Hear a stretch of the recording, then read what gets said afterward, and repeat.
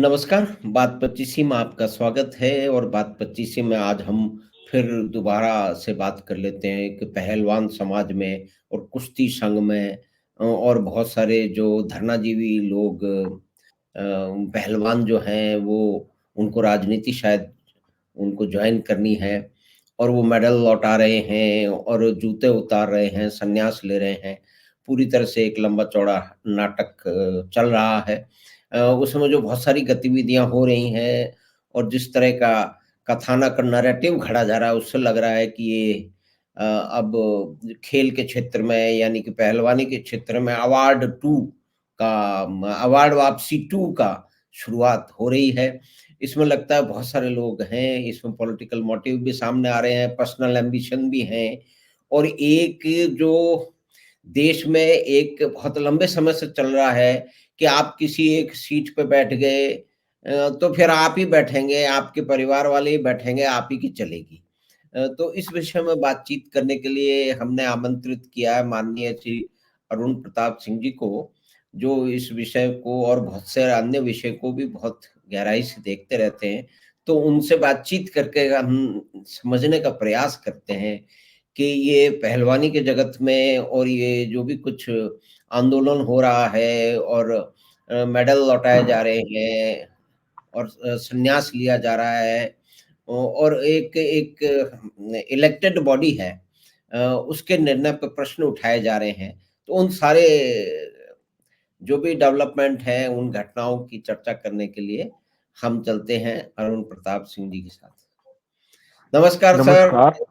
आपका स्वागत है बात। आपको और बात बात 25 के सभी दर्शकों का मैं हार्दिक अभिनंदन करता हूं। स्वागत है सर, स्वागत है। तो सर ये अवार्ड वापसी एक तरह से हम समझ सकते हैं कि ये बहुत सारे कारणों से इसमें जो ध्वनियाँ और जिस तरह की घटनाएं हो रही हैं कि ये अवार्ड वापसी 2 शुरू हो गया है पहलवानी के क्षेत्र में। तो इसमें क्या कुछ हो रहा है सर, इसको जरा समझाएं आप। पहली बात तो यह है कि आपको याद होगा 2019 से पहले भी एक अवार्ड वापसी गैंग ने जी जी निकल के आया था। वो भी अपने पद्मश्री पद्म भूषण वगैरह लौटाने की बात कर रहे थे। जी उनमें से किसी ने भी आ, असली में तो ना सिर्फ घोषणा की थी, मेडल तो हाँ, लौटाया नहीं था, ना मेडल के साथ मिली धनराशि लौटाई थी। हम्म। तो उसका सेकंड वर्जन, उसका लेटेस्ट वर्जन जो है वो 2024 के चुनाव को देखते हुए जी लगभग 3 महीने पहले एज हाँ प्लान्ड हाँ अंडर द टूल किट शुरू हो गया है। जी अ, इसकी शुरुआत की है बजरंग पूनिया ने, जो जी कल जो है बाकायदा प्रधानमंत्री के आवास पर गए और वहां सड़क पर अपना मेडल रख के आए। उन्होंने भी, अच्छा, WFI ने और सरकार जी ने मिलके, स्पोर्ट्स मंत्रालय ने मिलके लगभग, मोटे मोटे तौर पे अगर बात की जाए तो जो पद्मश्री के साथ जो धनराशि मिलती है करोड़ों रुपए, हम्म। वो तो लौटाने की बात नहीं की। सरकार ने रेलवे की नौकरी गजेटेड ऑफिसर की दिया है, वो भी छोड़ने की बात नहीं कर रहे हैं। और जो लगभग स्पोर्ट्स फेडरेशन और सरकार मिलके जो ट्रेनिंग पे खर्च कर चुकी है, लगभग 6 करोड़ के आसपास की मूल्यांकन, जो मेरी WFI के कुछ लोगों से बात हुई है, उनका जी मूल्यांकन है कि 6 करोड़ के आसपास बजरंग पुनिया के ऊपर और लगभग 7-8 करोड़ के आसपास साक्षी मलिक के ऊपर खर्च किया गया है, जो ट्रेनिंग में और जो असिस्टेंट्स मिलते हैं, कोचेस मिलते हैं और जो ट्रैवल एक्सपेंडिचर होता है, ये सब जो मिलता है, इतना खर्च हो चुका होगा। तो इसे लौटाने की तो कोई बात नहीं कर रहा है। दूसरी बात है, आपने सुना होगा, खुद एक बड़े दुनिया में बड़े फेमस हैं, ये आप कहें कि कुख्यात हैं, विख्यात हाँ नहीं हाँ है, जॉर्ज सोरोस नाम के एक प्राणी हाँ हैं, जी जी जो जी हाँ। उद्योगपति हैं और हम्म। वो सरकारों को उखेड़ने का काम किया करते हैं। वो एक बार उन्होंने बैंक ऑफ इंग्लैंड को की हालत खराब कर दी थी और यहाँ पे उन्होंने घोषणा भी सार्वजनिक रूप से की थी कि मोदी सरकार को हटाने के लिए मैं $1 बिलियन खर्चूंगा। जी और हम्म। आपको याद होगा कि राहुल गांधी बीच में अभी कुछ महीने पहले यूरोप की यात्रा करके आए थे, इंग्लैंड की भी यात्रा करके आए थे। जी तो उनके साथ जो है जॉर्ज सोरोस की जो फंडेड कंपनीज हैं, फंडेड ऑर्गेनाइजेशन हैं, सोशल, उनकी मुलाकातें भी हुई थी। तो टूल किट तो ये एक्सपेक्टेड था कि चुनाव आते आते बहुत सारे टूल किट काम करने शुरू करेंगे, और वो दिखाई दे रहा है, क्योंकि 2019 का चुनाव बहुत निकट है, 2024 का, इसलिए इस तरह की घटनाएं हैं। लेकिन मुझे अफसोस जो हो रहा है वो ये है कि खेल को भी राजनीति का अखाड़ा बना दिया गया है। ये अच्छी बात नहीं है। खेल को राजनीति का अखाड़ा बनाना खेल का ही नुकसान करना होता है सबसे ज्यादा। पिछले 1 साल से, जब से WFI पिछली वाली निलंबित की गई थी, जिसमें ब्रिजभूषण सिंह अध्यक्ष थे, सरकार ने की थी, तब से सारी एक्टिविटीज ठप पड़ी हैं। ना कोई जूनियर नेशनल हुआ, ना कोई नेशनल हुआ, ना कोई स्टेट लेवल हुआ, और तो और जो इंटरनेशनल रेसलिंग फेडरेशन हैं, उन्होंने भी भारत से अधिकृत जो खिलाड़ी है वो स्वीकार करना मना कर दिया, क्योंकि वो कहते हैं इलेक्शन कराओ। इलेक्शन भी पहले, इलेक्शन की घोषणा 6 महीने पहले भी हुई थी, 4 महीने पहले भी हुई थी, उस पर पहले हाई कोर्ट ने रोक लगाई, फिर हाई कोर्ट ने जब दोबारा किया तो सुप्रीम कोर्ट ने रोक लगा दी थी। और वो अल्टीमेटली जो है वो जो सस्पेंडेड बॉडी थी, वो कोर्ट से जाके ही परमिशन लेके आई, और कोर्ट की निगरानी में बाकायदा ये इलेक्टेड बॉडी चुनी गई है। तो सर, इसमें जो एक बात जो शायद आप उसको समझा पाएंगे, कि इसमें जो मेन जिसको आरंभ से ही ये खलनायक माना जा रहा है, और सिर्फ कोई महिला, मतलब किसी भी पुरुष पे जो कि उसकी सुपरवाइजरी या उसके लीडरशिप की पोजीशन में हो, 3-4-5 साल बाद कुछ भी आरोप लगा दे, तो उसे हमारे यहाँ बहुत सारे लोग मुख्य रूप से राजनीतिक कारणों के कारण और कुछ विचारधाराई कारणों के कारण, कुछ सरकार बदलने के जो उनका एक झंझावात चलता रहा उसके कारणों मानने के लिए तैयार ही बैठे हैं। लेकिन जहां तक सुनने में आया है, आप उसको अधिक जानकारी आपके पास अब निश्चय ही होगी, कि ब्रिजभूषण सिंह जब से आए हैं, ये पहले तो शायद समाजवादी पार्टी की तरफ से थे और फिर बाद में इन्होंने बीजेपी ज्वाइन कर ली, लेकिन इन्होंने बहुत सारे निर्णय लिए हैं जिससे खेल जब में पहली बार 2012 में उन्होंने लड़ा था तो जी क्षमा कीजिए, हुड्डा परिवार को हराया था जी। हम तो 10 साल लगभग ये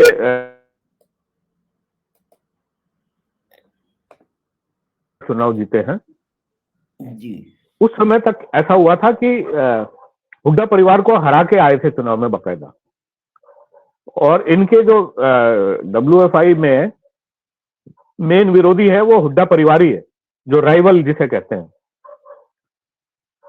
और जब से ये आए तब से भारत ने कुश्ती की दुनिया में काफी हद तक बहुत प्रोग्रेस देखी है, जिसमें मेडल्स लाना, अंतर्राष्ट्रीय प्रतियोगिताओं में, वर्ल्ड रेसलिंग कॉम्पिटिशंस में चुनाव मेडल लाना, यहाँ तक कि पहली बार ओलंपिक में भी मेडल लाना महिला कुश्ती खिलाड़ी जो साक्षी थी 2016 में लाई थी, और सुशील कुमार जो थे वो दूसरी बार मेडल लाए। तो काफी और जो वर्ल्ड कॉम्पिटिशंस हैं, जो नॉन ओलंपिक कॉम्पिटिशंस हैं, जो वर्ल्ड चैंपियनशिप होती है रेसलिंग की, उसमें भारत ने बहुत अच्छा प्रदर्शन किया है, जूनियर लेवल पे भी और सीनियर लेवल पे भी। इन 10 सालों में कुश्ती बहुत आगे बढ़ी हिंदुस्तान के अंदर, और भारत ने काफी अपना नाम कमाया। हालांकि पिछले 1 साल से सारी गतिविधियां WFI के ये जो को लेकर जो राजनीति हुई है उससे ठप पड़ गई है। और तो सर ये यहाँ तक कि जी सर, नहीं आप बताइए, पूछ रहे थे ना कुछ? हाँ नहीं, मैं ये कह रहा था, मैं तो ये कहना चाह रहा था कि जी बताइए। हाँ, कि 1 साल में जूनियर नेशनल नहीं हो पाए, बहुत सारे खिलाड़ी ओवर एज होने जा रहे हैं, वो बेचारे कभी जूनियर के लिए नेशनल चैंपियनशिप के लिए तैयारी कर चुके थे, वो नहीं खेल पाए हैं। और एडहॉक जो WFI है उसके संरक्षण में बस केवल एशियन चैंपियनशिप में एक प्रतियोगिता में भारतीय खिलाड़ी गए, और वो भी जो 2 खिलाड़ी थे वो बिना ट्रायल के गए, क्योंकि उनका पूर्व प्रदर्शन के आधार पे उन्होंने बिना ट्रायल के जाने की इजाजत मांगी, और उन्हें खेल मंत्रालय की ओर से या एडहॉक WFI की ओर से इजाजत मिल गई, और वो दोनों ही बुरी तरह हार के आए हैं वापस। बल्कि विनेश फोगाट जो अंतिम पंगाल की दावेदारी को पीछे हटा दिया उन्होंने, क्योंकि ट्रायल में भाग ही नहीं लिया। अंतिम पंगाल उन्हें हरा चुकी है विनेश फोगाट को, लेकिन इसके बावजूद अंतिम पंगाल को नहीं भेजा गया। विनेश फोगाट गई और वो बिना ही कुश्ती लड़े वापस आ गई, क्योंकि उनकी तैयारी नहीं होती। कुश्ती एक ऐसा गेम है जो बहुत फिजिकल गेम होता है। जब तक कि आप फिटनेस नहीं होंगे, आप 1 साल तो आप धरने प्रदर्शनों में और राजनीति करने में व्यस्त रहे, तो आपकी फिटनेस लेवल हो ही नहीं सकती है कि आप किसी अंतरराष्ट्रीय प्रतियोगिता में मेडल जीत सके। तो सर यहाँ पे उसी का परिणाम ये था कि बजरंग पूनिया भी बुरी तरह हारे। भाई ये लोग अपनी जिद पड़े हुए हैं, क्योंकि हमने एक बार मेडल दे दिया, फिर दूसरी बात है कि उसको लौटा रहे हैं। तो मेडल देश को मिला है, इनको पर्सनल कैपेसिटी में इन्होंने काम किया है, लेकिन देश ने और जो इसकी कुश्ती की संस्थाएं हैं उन्होंने उनके ऊपर रिसोर्सेज जो भी उनको चाहिए था, ट्रेनिंग है और आना जाना है, सभी कुछ उस पे भी उन्होंने देश ने खर्चा किया है। तो ये मान लेना, और मीडिया देश का लगभग हर खिलाड़ी पे, ये हर मेडल विजेता पे कम से कम 4 से 6, 8 करोड़ तक खर्च किया गया है। लेकिन इन्होंने देश के लिए सम्मान जीता, और इसके लिए देश ने भी उनका सम्मान दिया। उनको रेलवे में तीनों को, जो ये तीनों धरनाजीवी है, जो पहलवान है, मतलब साक्षी मलिक, बजरंग पूनिया और विनेश फोगाट, यही इस आंदोलन को लीड कर रही है ना 1 साल से। ये तिकड़ी ही आंदोलन को लीड कर रही है। तीनों ही रेलवे में है, भारतीय रेलवे में गजेटेड अफसर की उस पर हैं, उसके बावजूद राजनीति में कर रहे हैं, जबकि सरकारी अधिकारी को राजनीति करने का कोई सर्विस रूल्स में इजाजत ही नहीं होती है। बिल्कुल बिल्कुल सर। तो ये जो एक पूरा जो एक नैरेटिव घड़ा जाता रहता है, जो कि जितने भी वितंडाबाज हैं, जो कि हल्ला गुल्ला, मतलब धरनाजीवी, सभी तरह के धरनाजीवी इसमें आ चुके हैं कि डिक्टेटरशिप चल रही है। तो डिक्टेटरशिप चलती होती तो सबसे पहले रेलवे इनको नौकरी से निकाल बाहर करता।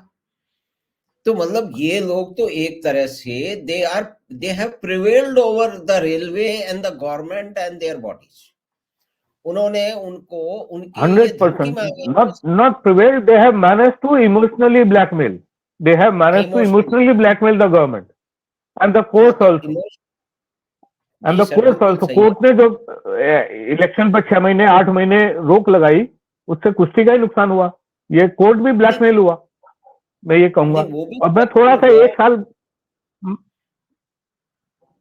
और मैं आंदोलन के थोड़े बैकग्राउंड में जाना चाहता हूँ। यस सर बताएं। लगभग जनवरी 2023 के आसपास की बात है, जब पहली बार खूब प्रदर्शन हुआ था। उस समय इन्होंने जो है बजरंग पूनिया पे कोई सेक्सुअल हैरेसमेंट का आरोप नहीं लगाया था। इसी दौरान कई बार, बल्कि ये जाके 2-3 महीने के बाद पहला आरोप ऐसा लगाया गया, वो भी एक पत्रकार के मीडिया सवाल के जवाब में। उन्होंने कहा कि क्या आपका फिजिकल हैरेसमेंट भी किया गया? तब इन्होंने, विनेश फोगाट ने तब बोला कि हाँ, फिजिकल हैरेसमेंट भी कई लड़कियों का हुआ, हमारा तो नहीं हुआ। कई महीने तक ये बोलते रहे, लेकिन इन्होंने तो यहां तक कह दिया कि 1000 लड़कियों का हुआ। तो ये इसमें जो एक, अब ये तो करेक्ट, तो ये जो चीज है कि उसमें पत्रकार समूह का, तो उन्होंने कहा जी हमारा शोषण हो रहा है।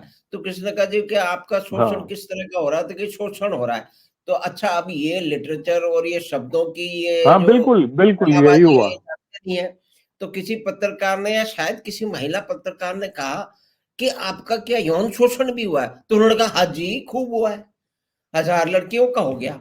अब यहां से फिर मीडिया को भी एक शायद मसाला मिल गया, और अगले दिन से फिर धड़ाधड़, मतलब बिना सोचे मीडिया भी सेंसेशनलिज्म की इतनी बड़ी गिरफ्त में है कि वो जो ये जो नए बच्चे खड़े हैं, इनको भी शायद जो है वो संगठित होके, भई ये सारे धरनाजीवी तो बुरी तरह से संगठित हैं, बड़े-बड़े लोग इनके साथ में हैं, राजनीतिक है, तो वो जो उनका साल भर खराब हो रहा है, वो ओवर एज हो रहे हैं, उन्होंने मेहनत की है, उनका समय और उनका भविष्य नष्ट किया जा रहा है, तो उनको भी शायद संगठित होकर के सामने आना चाहिए, जो कि अब तक नहीं, हो नहीं कई पाया तरह शायद। के, देखिए सिंह साहब, एक जी, बहुत बड़ा नुकसान दूसरा हुआ है। अच्छा। अगर आप ये कहेंगे कि 1000 लड़कियों का शारीरिक शोषण हुआ, तो कोई और जो माँ बाप अपनी लड़कियों को तैयार कर रहे होंगे पहलवान बनाने के लिए, वो भी तो डरेंगे ना। जी, जी, जी, जी, जी, जी। तो ये तो कई, मतलब बहुत सैकड़ों लड़कियों का करियर बर्बाद करने वाली बात हो गई, उनके अरमानों पे पानी फेरने वाली बात हो गई ना। ये इसके तो बहुत सारे साइड इफेक्ट सामने आते हैं। एक बहुत बड़ा साइड इफेक्ट जो मैं आपको बता रहा हूँ, उसकी संभावना से इनकार नहीं किया जा सकता। भाई कौन अपनी लड़की का शारीरिक शोषण कराना चाहेगा? कोई नहीं कराना चाहेगा। लोग डिस्करेज करेंगे कि भाई ये शारीरिक शोषण होता है कुश्ती में, तो आप इस स्पोर्ट्स को ज्वाइन मत करिए, बच्चों नहीं, से कहा जाएगा। कोई भी परिवार अपने बच्चियों को यही कहेगा कि भाई वहाँ कोई जाने की ज़रूरत नहीं है, बहुत गलत खबर आ अच्छा, रही है, वहाँ नहीं जाना। दूसरी बात जी, ये है कि क्या 1000 लड़कियों का कोई एक आदमी शोषण कर सकता है क्या? दुनिया में तो नहीं, मैंने कभी सुना नहीं है आज तक।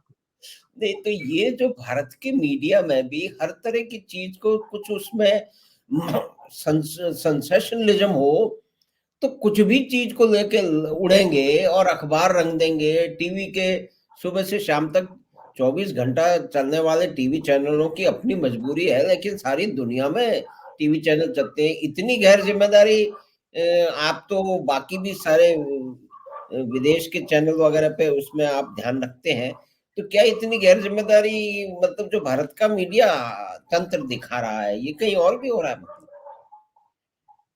देखिए, मीडिया दो हिस्सों में, एक तो जिसे हम लेफ्ट लिबरल मीडिया कहते हैं, वो वो आपने अभी देखा होगा कि एक पोर्टल था, बहुत ज्यादा चलता भी नहीं था, लेकिन उसको करोड़ों रुपए चाइना से फंडिंग हो रही थी। न्यूज क्लिक जी, उसका नाम था। जी, जी, जी, जी। तो उसको चाइना से फंडिंग क्यों हो रही थी करोड़ों रुपए की? हुँ, हुँ। उसमें कुछ बड़े कॉलमनिस्ट, तथाकथित कॉलमनिस्ट भी, जैसे पुरंजय गुहा ठाकुरता है, जो इकोनॉमिक टाइम्स वगैरह में लगातार लिखते रहे हैं, लेफ्ट लिबरल लॉबी के जनक माने, उनको भी पैसा गया है। हुँ, अभिषेक शर्मा जो कभी एनडीटीवी में हुआ करते थे, जिनकी वाइफ इंडियन रेवेन्यू सर्विस की अधिकारी हैं, और जो एनडीटीवी में खुद थे, और एनडी जब मनमोहन सिंह प्रधानमंत्री थे तो एनडीटीवी का जो टैक्स इवेजन का केस है, उनकी वाइफ हैंडल कर रही थी। कॉन्फ्लिक्ट ऑफ इंटरेस्ट जैसी चीजें भी ध्यान नहीं रखी गई थी उस समय, उस तत्कालीन सरकार द्वारा। ये तो जी। अलग मसला है। तो एक मीडिया की एक बहुत बड़ा हिस्सा है जो लेफ्ट लिबरल मीडिया से संचालित है, और उनको बाहर से फंडिंग भी होती है। जॉर्ज हुँ, सोरोस, आपने नाम मतलब जो एक बड़े चर्चित हस्ती हैं दुनिया भर में, और जिन्होंने कई सरकारों को गिराया है और कई बैंकों को बैंकरप्ट किया है, जॉर्ज सोरोस, वो डिक्लेयर कर चुके हैं ओपनली कि भारत में वो मोदी सरकार को हटाने के लिए $1 बिलियन खर्चेंगे। अब वो कहीं खर्चेंगे कैसे? कोई लंदन में या न्यूयॉर्क में खर्च करने से तो मोदी सरकार गिरने वाली नहीं है। तो यही आके वो कहीं ना कहीं इन मीडिया की एक लॉबी को इन्फ्लुएंस करेंगे, और मोदी के बारे में सही गलत भ्रामक प्रचार करेंगे। यही तो एक तरीका हो सकता है। भाई इंटरफेयर तो कर नहीं सकते ना चुनाव प्रक्रिया में, तो डायरेक्टली जॉर्ज सोरोस इंटरफेयर नहीं कर सकते। वो तो एक इंडिपेंडेंट चुनाव प्रक्रिया होती है। तो इन्फ्लुएंस कर सकते हैं वो पब्लिक ओपिनियन को। अब वो पब्लिक ओपिनियन को इन्फ्लुएंस करने के लिए $1 बिलियन खर्चेंगे, तो कहीं ना कहीं हम इस तरह के जो भ्रामक प्रचार के खूब देखेंगे। उसको देखेंगे। अभी 3 महीने हैं चुनाव में, वो दिखाई देने वाला है, खूब सारा अभी सामने आएगा। और राहुल गांधी खुद यूरोप में जब अभी गए थे, तो जॉर्ज सोरोस के कई लोग प्रतिनिधियों से वो मिलके भी आए हैं। ऐसे लोगों से भी मिलके आए हैं जो जिन्हें जॉर्ज सोरोस जो है डायरेक्टली फंड करते हैं। हुँ, हुँ, हुँ। उनमें कुछ एक इंडियन महिला भी है, इंडियन ओरिजिन की महिला है। उस जी, लंदन में वो एक कार्यक्रम में उनके साथ में बगल में भी बैठी हुई थी। उसकी फोटो जी बड़ी वायरल हुई थी, उसका नाम अभी मुझे ध्यान नहीं आ रहा है, जी जी। लेकिन इस तरह की मतलब घटनाएं तो अभी और अल्टीमेटली, ज्यादा सामने आएंगी। मतलब अल्टीमेटली जो कुल मिला के अंतिम कुल मिला के विपक्ष को राजनीति करे, मोदी का भी विरोध करे, लेकिन खेल खेल के मैदान को राजनीति का अखाड़ा ना बनाए। मेरी मेरी मतलब जो चिंता है का कारण है वो ये है। नहीं, इसमें जो आपने बात बताई सर कि ये बिल्कुल मुख्य है कि ये जो इन्होंने ऊटपटांग, अर्थहीन और बिना किसी सब्सटेंशियन के, बिना तथ्यों के जो कुछ भी गप्प बोल दी है कि हजारों लड़कियों का शोषण हो गया, तो निश्चय ही बहुत सारी लड़कियों के बच्चियों के अभिभावकों ने अगर उन्होंने रुचि दिखाई हुई तो उनको मना कर दिया, अगर नहीं जाना वहां पे, वहां तो बहुत बड़ा सब गड़बड़ होता है, तुमको नहीं जाना। बहुत सारी खुद पीछे अब हट गई हम केस बिल्कुल सिंह साहब, हम केस की भी थोड़ी सी बात कर लें। दिल्ली पुलिस ने इन जैसे। पहलवानों के एफआईआर करने के बाद में केस को आगे बढ़ाया, एक चार्जशीट दाखिल की, जी कोर्ट में सर। चल रही है वो चार्जशीट। चार्जशीट हाँ, पे अभी चार्जेस फ्रेम नहीं हुए हैं, चार्ज फ्रेम पे अभी तक बहस चल रही है। तो तो उसमें ये मुख्य बात है सर, ये मुख्य बात है कि अभी चार्ज फेमिन है, क्योंकि मेरे ख्याल में उन चार्ज का कोई सब्सटेंशियल होगा।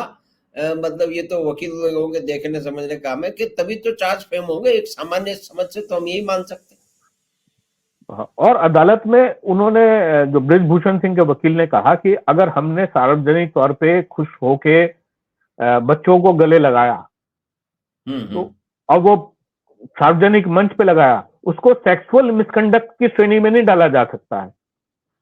बिल्कुल सही बात है, फिर तो कोई भी मतलब अ, बड़ी विचित्र गला बात है। लगा, हाँ, ये कहा। और एक और महत्वपूर्ण बात जो आपके दर्शकों को मालूम होनी चाहिए वो ये है कि साक्षी मलिक और विनेश फोगाट की और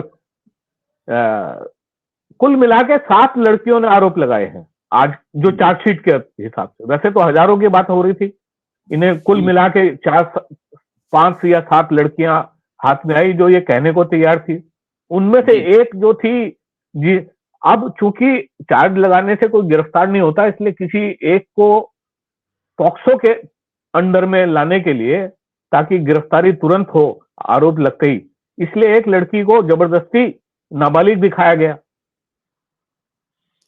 तो ये इतना बड़ा षड्यंत्र हो रहा है, ये मीडिया के धुरंधर देख ही नहीं रहे हैं उसको, मतलब कि ये उसको षड्यंत्र के दबा तहत दबा रहे उसके हैं। एक ऊपर बहुत बड़ा षड्यंत्र सेक्शन है जो जो मोदी विरोध में और कुछ भी देश करने के, को तैयार है। जो मोदी विरोध अब करिए ना, आपके राजनीतिक विरोधी हैं, करिए आप मोदी विरोध, देश विरोध तो मत कीजिए ना, देश के इंटरेस्ट के साथ तो मत खेलिए। हो तो यह रहा है कि वो मोदी विरोध में देश देश का इंटरेस्ट भी ताक पे रखा जा रहा है। नहीं, इसमें भी देखिए जैसे बच्चे बच्चियों का जो नए जो बच्चे हैं इस क्षेत्र में आना चाह रहे हैं, एक तो उनको अपॉर्चुनिटी नहीं मिल रही क्योंकि सब कुछ 1 साल से सब कुछ ठप पड़ा हुआ है। और अभी अगर उसकी अपॉर्चुनिटी मिली तो फिर मेरे ख्याल में सरकार भी इमोशनल ब्लैकमेल होके उन्होंने कुछ निरस्त कर दिया है। तो हम और फिर आज वापस उसी टॉपिक पे आ रहा हूं मैं कि केस में क्या हो रहा है। थोड़ा सा ना मैं जी, ये बता दूं, क्योंकि सर ये दर्शकों को मालूम होना चाहिए। जो जी, जी। पॉक्सो एक्ट को प्रेस ही नहीं किया गया है, क्योंकि हुँ, पुलिस ने साबित कर दिया कि वो नाबालिग नहीं थी। और हुँ, उसके माँ बाप ने बच्ची के माँ बाप ने जो है वो केस वापस ले लिया। अब वो वो केस जो पॉक्सो के अंडर में फाइल हुआ था, वो अदालत में मौजूद ही नहीं है केस। दूसरी एक और बात बताऊं मैं आपको, विनेश फोगाट ने जो सेक्सुअल हैरेसमेंट के आरोप लगाए थे, तो उसने उन्होंने जहां जहां आरोप लगाए थे, या तो वहां पे विदेश में 2-3 जगह लगाए थे। टर्की का लगाया था, फिर टर्की का पता चला कि टर्की में तो ब्रिजभूषण सिंह गए ही नहीं थे। जी। फिर कजाकिस्तान का लगा दिया था, हुँ, कजाकिस्तान में भी वो मौजूद नहीं थे। तो इस हुँ, तरह हुँ, से फिर उन्होंने एक लगाया कि मैं दिल्ली में उनके घर गई थी। घर हुँ। चूंकि उनके WFI के कैंप ऑफिस की तरह भी काम करता था, इसलिए गई थी, और अगले दिन फिर गई थी। दोनों हुँ। दिन स्कर्ट उठवाया उन्होंने मेरा। पता चला कि उस दिन जो है छुट्टी थी। हुँ। और उस दिन जो है छुट्टी थी, लेकिन ब्रिजभूषण सिंह गोंडा में मौजूद थे। तो ये ये तो कितना थी बड़ा दिल्ली में, षड्यंत्र, क्योंकि ये षड्यंत्र। हाँ, हाँ। और जी। रिबेका जॉन ने विनेश फोगाट की ओर से अदालत के अंदर एक दरखास्त दायर की है दरखास्त सबमिट की है कि मेरा क्लाइंट जो है, मेरी क्लाइंट प्रेस नहीं करना चाहती है चार्जेस को। अच्छा, ये तो बात भी इसको दबा दी न्याय गई, किस स्तर जबकि पे ये इसको सच गया भी है था? कि सख्त। पहले पहले तो आप कह रहे हो और फिर कहते हो कि हम प्रेस नहीं करना चाह रहे। हाँ, प्रेस नहीं करना चाह रहे। जी। तो ये ये सारी जो चीजों को अगर हम जोड़ के देखें तो कहीं ना कहीं षड्यंत्र की बू आ रही है, और साजी कुल मिला के कॉन्स्पिरेसी की बू आ रही है। जी। जी। नहीं तो इस तरह की चीजें आपस में जोड़ के तो एक बहुत बड़ा गंभीर मसला, हम सबकी माँ बहनें होती हैं, सबकी बेटियां होती हैं, कोई भी जी। हिंदुस्तान में राष्ट्र प्रेमी भी हो, राष्ट्र भक्त भी हो, या राष्ट्र का दुश्मन भी हो, कोई नहीं चाहता कि लड़कियों का शारीरिक शोषण हो। तो आज अगर ब्रिजभूषण सिंह को इसके बावजूद, चार्जेस के बावजूद सपोर्ट मिल रहा है, तो इसलिए मिल रहा है कि उनके खिलाफ चार्जेस में कहीं ना कहीं साजिश की बू आ रही है। हम्म। ब्रिजभूषण सिंह दबंग राजनेता रहे हैं, उनके खिलाफ कुछ और मसले हैं, जमीन धमकाने के लोगों को या कुछ करने के, लेकिन सेक्सुअल हैरेसमेंट का मुकदमा कभी नहीं हुआ है। तो ठीक है सर, ये मतलब एक बड़ी विचित्र स्थिति के उसमें है कि इलेक्शन के लिए राजनीति बहुत ही, जो जिसको कहते हैं कि ऊंचे स्तर की राजनीति के लिए हमारे कुछ हारे हुए राजनेता कुछ भी हथकंडा अपनाने के लिए तैयार हैं, और मीडिया का एक बहुत बड़ा समूह उनके लिए सारा का सारा वातावरण तैयार करने के प्रयासों में लगा रहता है। और उसमें बहुत सारे लोग हैं, कुछ तथाकथित समाजवादी भी, समाज सेवक भी हैं, और फिर मीडिया भी है। तो ये 24 घंटे उनको चैनल चलाना है, तो वो रंगे जा रहे हैं एक सुबह पॉइंट और शाम। जोड़ना जरूरी है, बिल्कुल यस सर। एक पॉइंट और जोड़ना जरूरी है जी कि सर। ब्रिजभूषण सिंह, हुँ, मोदी, हुँ, भाजपा, इनका हुँ, विरोध ठीक है, आप करते रहिए, और मीडिया में भी बहुत सारे, मीडिया में भी न्यूट्रल कोई नहीं होता है, कहीं ना कहीं किसी के साथ निष्ठा नहीं होगी तो अनुराग होगा किसी के प्रति, वो न्यूट्रलिटी की तो बात ही, ऑब्जेक्टिविटी होनी चाहिए। जी, न्यूट्रल तो आप कभी हो ही नहीं सकते, ऑब्जेक्टिव होना चाहिए कब जी सर। जर्नलिस्ट को। लेकिन मैं जो पॉइंट रेज करना चाह रहा हूं वो ये कह रहा हूं कि जो माहौल बनाया गया उसके अंदर मुझे अफसोस इस बात का है कि सरकार भी इमोशनल ब्लैकमेल हो गई है, इमोशनली ब्लैकमेल हो गई है। जो WFI को आज सुबह उन्होंने भंग किया है, निलंबित किया है, बेसिकली भंग तो मीडिया के एक सेक्शन में आ रहा है, भंग तो हुँ, करने का अधिकार ही नहीं है। सारी स्पोर्ट्स फेडरेशन जो है वो ऑटोनोमस बॉडीज होती हैं, सरकार के अधीन काम नहीं करती हैं, सरकार उन्हें बिना किसी कारण के भंग भी नहीं कर सकती। निलंबित किया गया है for till the next decision, hmm, hmm. अगला आदेश आने तक। तो ये मुझे लगता है कि सरकार कहीं ना कहीं दबाव में आ रही है, और ये दबाव जो है वो खेल के हित में भी नहीं है। अब जो जूनियर नेशनल जो अनाउंस हुए थे वो भी टल जाएंगे। जी, जी। तो ये तो फिर वो जो पिछली नए बार भी बच्चों के साथ, हाँ, नए बच्चों के साथ में अन्याय हो रहा है, मतलब वो लगातार वो कुछ कर भी नहीं पा रहे हैं, बिल्कुल आगे नहीं बढ़ पा रहे हैं, प्रतियोगिताओं में हिस्सा नहीं ले पा रहे हैं। तो उनका कितना समय गया, बिल्कुल कुछ तो वो जैसा आपने बताया ओवर एज भी हो जाएँगे, उस एज से पार हो जाएँगे। 100%, बिल्कुल बिल्कुल। आपको पता होगा पहले, आज से कुछ साल पहले तक जब बर्थ सर्टिफिकेट जो है वो 10th के सर्टिफिकेट के आधार पे हो जाया करते थे, हुँ, और हुँ, म्युनिसिपल जो बॉडीज हैं उनके बर्थ सर्टिफिकेट की इतनी आवश्यकता नहीं होती थी। तब हुँ, बहुत सारे जो खिलाड़ी होते थे वो अपनी हुँ। एज जूनियर में लंबे समय तक खेलने के लिए 2 साल, 3 साल, 4 साल कम लिखाया करते थे। कम कम लिखवा दिया तो करते ऐसे थे। अब वो अब ऐसा संभव नहीं रह गया है। अब समझ सारा डिजिटल हो गया है, तो फिर वो हाँ, उसमें अब सब डिजिटल हो गया है, तो अब वो जो पॉक्सो वाली लड़की है वो भी इसी चक्कर में पकड़ी गई है, क्योंकि उसके 2 बर्थ सर्टिफिकेट पकड़े गए हैं, तो जिनसे ये सब षड्यंत्र इतना जो बड़ा पहले, षड्यंत्र है। ये बार-बार साबित हो रहा है ना सर कि बहुत बड़ा षड्यंत्र है ये, और राजनीतिक इसका बिल्कुल इसका मुख्य कारण राजनेता और राजनीति। बिल्कुल बिल्कुल, राजनेता हमेशा रहेंगे, राजनीति भी हमेशा रहेगी। राजनीति में अपने राजनीतिक विरोधियों का हर दृष्टि से विरोध भी जारी रहेगा, लेकिन स्पोर्ट्स को जो है, स्पोर्ट्स को छोड़ दिया जाना चाहिए, बख्श दिया जाना चाहिए, लेकिन ऐसा हो नहीं रहा। और इसमें अफसोस सबसे ज्यादा ये है कि कुछ प्रतिष्ठित खिलाड़ी ही उस टूल किट का हिस्सा बन गए हैं। वो खुद आगे आके जो है वो उनके अपने इंटरेस्ट हैं, अपने स्वार्थ हैं, जिनकी स्वार्थ सिद्धि हेतु जो है वो उन्होंने अपने ही स्पोर्ट्स का कबाड़ा करने का फैसला कर लिया है।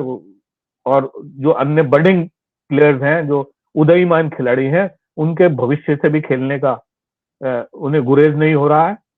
और मुझे कोई आश्चर्य नहीं होगा अगर आप साक्षी मलिक को या बजरंग पुनिया को या विनेश फोगाट को कांग्रेस के टिकट पे जो है हरियाणा से चुनाव लड़ता देखें।